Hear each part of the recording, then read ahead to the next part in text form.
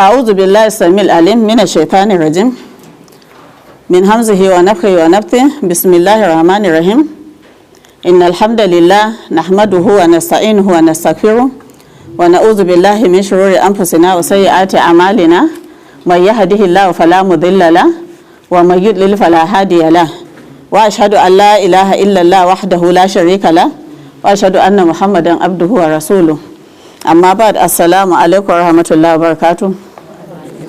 Muna masu godiya ga Allah subhanahu ta'ala da azurta mu da haduwa a wannan wuri mai albarka masjidu taqwa saboda karatun da muka sa littafi na usulul iman wanda littafi ne da yake fasa mana baki akan arkanul iman ko shine rukunan imani guda 6 imani da Allah. To yanzu shi Sheikh Abdul Wahab sai dauki ɗawainiyan yi mana bayani tunda aka ce mu imani da Allah, waye Allah, ya za mu yi mu san Allah mu fahimce shi. Ai sai ka san abu kake imani da shi ko in aka ce ka yi imani da Allah a dunkule ka tafi haka baka san waye Allah ba, me ayyukan Allah ba, to zai zamto cewa imaninka akwai rauni, akwai abun da zaka iya daurewa kai saboda daman baka san waye Allah ba. To yanzu sai ya wayar mana da kai akan cewa to babu ma'rifatin lahi wal imanu bi, babin tukuna sanin Allah sai ka san shi tukuna kan kai imani da shi. To yanzu shine sai ya kawo mana wasu abubuwa na sifofin Allah da ayyukan Allah wanda hakan zai taimaka mana mu san waye Allah, sai mu ƙara imani da shi. Sai an zo gun mala'iku shi ma sai baya mana suwaye mala'iku, yaya mala'iku suke, sai mu fahimci suwaye mala'iku. Haka za a zo kan annabawa, littattafai, za a zo kan kaddara mai kyau din da mara kyau duka. Wannan shi yasa duk wanda ya karanta usulul iman to kuma yana wahala a ce imaninsa yana rawa, saboda yadda littafin yake wayar masa da kai akan sanin menene rukunan musulunci, rukunan imani guda 6 nan. Allah ya sa mu dace.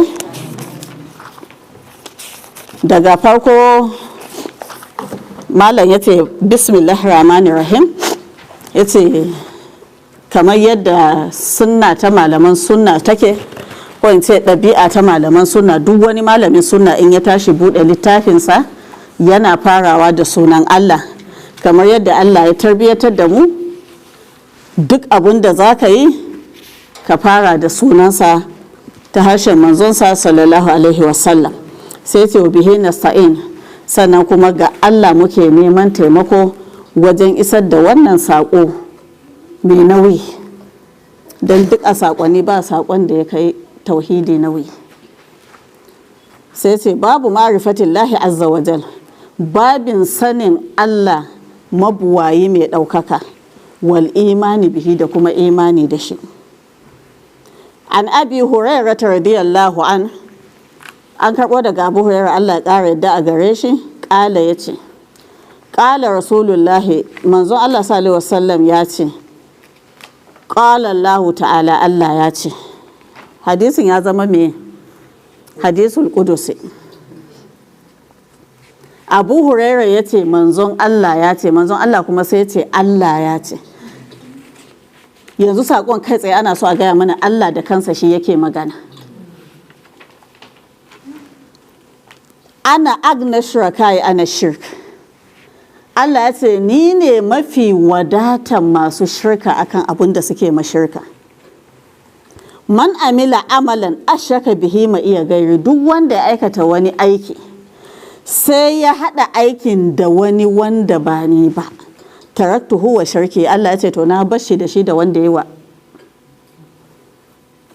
Aikin Allah baya haɗuwa da na wani Allah, aikin Allah na Allah ne shi kaɗai. Shi yasa Allah yake cewa fad'uhu mukhlisina lahuddin wa ma umiru illa liya'budullaha mukhlisina lahuddin.